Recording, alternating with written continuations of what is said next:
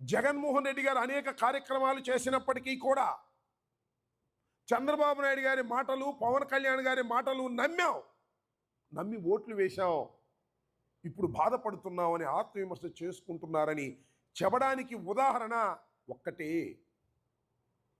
ఎందుకు జగన్మోహన్ రెడ్డి గారు ఎక్కడికి వెళ్ళినా తండోపతండాలుగా జనం వస్తున్నారు.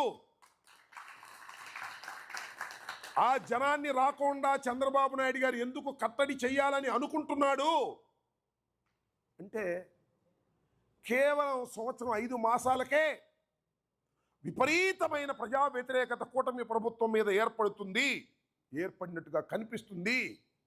దీనివల్ల భవిష్యత్తులో చంద్రబాబు అడ్మినిస్ట్రేషన్ కొలాప్స్ అయ్యే పరిస్థితి. కాబట్టి మసిపూసి మారేడికాయ చేసి జగన్మోహన్ రెడ్డి పని అయిపోయింది. జగన్మోహన్ రెడ్డి అసలు మాజీ ముఖ్యమంత్రి కాదు, ఒక పులివెందులకు మాత్రమే ఎమ్మెల్యే. 11 సీట్లు మాత్రమే జగన్మోహన్ రెడ్డికి వచ్చాయి. ఈసారి 11 కూడా రావు, 2 వస్తాయి అనేటువంటి మాటలు మాట్లాడిస్తున్నారు. నేను మీ అందరికీ ఒక విషయాన్ని చాలా స్పష్టంగా చెప్పదలుచుకున్నాను ఈ సందర్భంగా. చంద్రబాబు నాయుడు గారు 2019లో మనం 151 సీట్లు గెలుచుకున్న రోజున చంద్రబాబు నాయుడు గారికి 23 సీట్లు వచ్చిన రోజున ఆయన ఓటింగ్ పర్సంటేజ్ ఈజ్ 39.02. 39.02 ఓటింగ్ పర్సంటేజ్తో చంద్రబాబు నాయుడు గారు ప్రధాన ప్రతిపక్ష నాయకుడై 23 సీట్లు గెలుచుకున్నాడు. మొన్న మనం ఓడిపోయినప్పుడు మన ఓటింగ్ పర్సంటేజ్ ఈజ్ 39.04. 11 సీట్లు మాత్రమే గెలుచుకున్నాం. పర్సంటేజ్ కొద్దిగా మనకే ఎక్కువ, సీట్లు మాత్రం మనకు తక్కువ. అది టెక్నికల్ ప్రాబ్లం. నేను చెప్పదలుచుకున్నది ఏంటంటే, చంద్రబాబు నాయుడు గారు ఓడిపోయినప్పుడు 39.02%తో ఓడిపోయి మళ్ళీ అధికారంలోకి వచ్చాడు. మనం ఓడిపోయి 39.04తో మనం ఓటమి పాలయ్యాం. మనం అధికారంలోకి వస్తావా రామా, ఇది ప్రశ్న. నాకైతే నేను 89లో రాజకీయాల్లో ప్రవేశించా. సరే, నాకు చాలా ఆటుపోట్లు చూశా. నేను రాజశేఖర రెడ్డి గారి వెంట ఉండి ఆటుపోట్లు చూశా. రాజశేఖర రెడ్డి గారు ముఖ్యమంత్రి కావాలని తప్పించినటువంటి వ్యక్తుల్లో మేము ఒకరం. ఎప్పుడు ముఖ్యమంత్రి దాకా వెళ్ళి అయ్యేవాడు కాదు. చివరికి రాజశేఖర రెడ్డి గారు పిసిసి ప్రెసిడెంట్గా ఉన్నప్పుడు ముఖ్యమంత్రి అయిపోతాడు అనుకున్నాం. కానీ 90-100 మధ్యలో వచ్చినాయి సీట్లు. మళ్ళీ చంద్రబాబు ముఖ్యమంత్రి అయ్యాడు. రాజశేఖర రెడ్డి గారు అసలు ముఖ్యమంత్రి అవుతాడా అనేటువంటి భావన కూడా కలిగింది. తర్వాత మళ్ళీ రాజశేఖర రెడ్డి గారు పాదయాత్ర చేసి, ఆ పాదయాత్ర తర్వాత రాజశేఖర రెడ్డి గారు ముఖ్యమంత్రి అయ్యి చంద్రబాబును ఓడించగలిగాడు. రాజశేఖర రెడ్డి గారే ఆ రోజు లేకపోతే కాంగ్రెస్ పార్టీనే లేదు, ఇది వాస్తవం.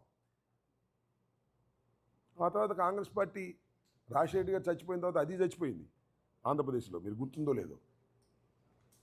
సో నేను ఎందుకు చెప్తున్నానంటే, ఆటుపోట్లు అనేవి చాలా సహజమైనవి, నిరుత్సాహపడవలసిన అవసరం లేదు. అయితే ఒక్కటి మాత్రం ఆలోచన చేయాలి. ప్రజలు ఆత్మవిమర్శలో ఉన్నారు, మనం కూడా ఆత్మవిమర్శలో చేసుకోవాల్సిన అవసరం ఉంది. 5 సంవత్సరాల పరిపాలన చేశాం. ఎక్కడన్నా తప్పులు చేశామా? తప్పులు చేయలేదా? ఆలోచించుకోవాలి. ఆలోచించుకోవడం తప్పు లేదు. కాబట్టి వెనక్కు వెళ్ళాలి, ఆలోచించుకోవాలి. 5 సంవత్సరాల పరిపాలన మీద చాలా అద్భుతమైన, అమోఘమైన, విప్లవాత్మకమైన మార్పులు తీసుకొచ్చినటువంటి ఘనత అప్పుడు రాజశేఖర రెడ్డి గారిది, ఇప్పుడు జగన్మోహన్ రెడ్డి గారిది.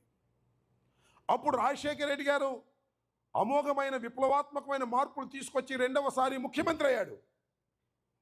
అంతకన్నా పెద్ద మార్పులు తీసుకొచ్చి జగన్మోహన్ రెడ్డి గారు ముఖ్యమంత్రి కాలేకపోయాడు. లాజిక్గా దీన్ని 1-2 సార్లు ఆలోచించుకోవాల్సినటువంటి అవసరం ఉంటుంది. నడవడిక, పార్టీ పోకడై వీటిల్లో ఏమన్నా చిన్న చిన్న మార్పులు చేసుకోవాల్సిన అవసరం ఉంటే చేసుకోవాల్సిన పరిస్థితి కూడా ఉంటుంది. దాని మీద కూడా జగన్మోహన్ రెడ్డి గారు ఇవాళ వర్కౌట్ చేస్తున్నారనేది కూడా మీకు ఈ సందర్భంగా నేను చెప్పదలుచుకున్నాను. కాబట్టి టోటల్గా నేను చెప్పాలనుకుంటున్నది ఒక్కటే ఒక అంశం. అది ఆంధ్రప్రదేశ్లో అయినా, ఆంధ్రప్రదేశ్కి సంబంధించినటువంటి ఉన్న ప్రజలు, అమెరికాలో ఉన్నవారికైనా నేను చెప్పదలుచుకున్నది ఏంటంటే, ఇది ఒక క్లిష్టమైనటువంటి పరిస్థితి. ఓటమి పాలైన తర్వాత ఎవరు ముందుకు రాలేదు. నేను మనవి చేస్తున్నాను, గెలవక ముందు వెళ్ళిపోయారు కొంతమంది. That is a different matter. Chandrababu గెలిచిన తర్వాత చాలామంది పోయారు ఇక్కడి నుంచి. చాలా నమ్మకస్తులు పోయారు. వాళ్ళు నిజమైన నమ్మకస్తులు కాదనమాట. జగన్మోహన్ రెడ్డి గారిని మోసం చేశారన్నమాట. జగన్మోహన్ రెడ్డి గారు చాలామందికి చాలా గౌరవం ఇచ్చి పదవులు ఇచ్చాడు. ఆ పదవులు ఇచ్చిన వాళ్ళు కూడా వెళ్ళిపోయారు. జనసేననో తెలుగుదేశమనో వెళ్ళిపోయారు. అంటే అధికారం లేకపోతే వెళ్ళిపోయే స్వభావం కలిగిన వాళ్ళు ఉన్నారన్నమాట. ఇంకా మనలో వాళ్ళందరూ వదిలిపోతున్నారు. చాలా మంచిదని మనం చేస్తున్నాం. ఇవాళ అధికారం లేకపోతే 11 సీట్లకే పరిమితం అయిపోతే మన వదిలిపెట్టి వెళ్ళిపోతున్నారే, ఆ వదిలిపెట్టి వెళ్ళిపోయే వాళ్ళ వల్లనే మళ్ళా వైఎస్ఆర్ కాంగ్రెస్ పార్టీ బలపడుతుందని కూడా నేను ఈ సందర్భంగా చెప్పదలుచుకున్నాను. పోయిన వారి గురించి ఆలోచించవలసినటువంటి అవసరమే లేదు. అలాంటి వాడు ఇప్పుడైనా పోతాడు, రేపైనా పోతాడు. ఇలాంటి సమయంలో ధైర్యంగా జగన్మోహన్ రెడ్డి గారి వెంట ఉండి కూటమి ప్రభుత్వం మీద పోరాటం చేయగలిగినటువంటి సమర్థులైనటువంటి నాయకులు, కార్యకర్తలే ఈ పార్టీని మోస్తారు, ఈ పార్టీని అధికారంలోకి తీసుకొస్తారు అని ప్రగాఢంగా నేను విశ్వసిస్తున్నాను. మరింత కసిగా పనిచేయాల్సినటువంటి అవసరం ఉంది అనేది డాలస్లో ఉన్న, గుంటూరులో ఉన్న ఆలోచించాల్సిన పరిస్థితి మనకు ఏర్పడుతుంది. అలా ఆలోచించినప్పుడే రాటు తేలుతాం. రాటు తేలినప్పుడే మరింత ఉత్సాహంగా పనిచేస్తాం. మరింత కసిగా పనిచేసి వైఎస్ఆర్ కాంగ్రెస్ పార్టీని అధికారంలోకి తీసుకొచ్చేటటువంటి బాధ్యతను మనం చేపడతామని కూడా ఈ సందర్భంగా నేను మనవి చేస్తున్నాను. ఇవాళ సంవత్సరం 5 మాసాల్లో పెను మార్పులు చూశాను. నేను దేవన్ నుంచి చూస్తున్నా. నేను ఎందుకంటే ఓడిపోయిన మొదటి రోజుని నా మానసిక పరిస్థితి ఒక రకంగా ఉంది, రెండో రోజున ఒక రకంగా ఉంది, మూడో రోజున, నాలుగో రోజున ఒక రకంగా ఉంది, ఇవాళ మరో రకంగా ఉంది. మార్పు చెందుతున్నాం, కష్టాలు పడుతున్నాం, నష్టాలు పడుతున్నాం, పోలీసులు ఎదిరిస్తున్నాం.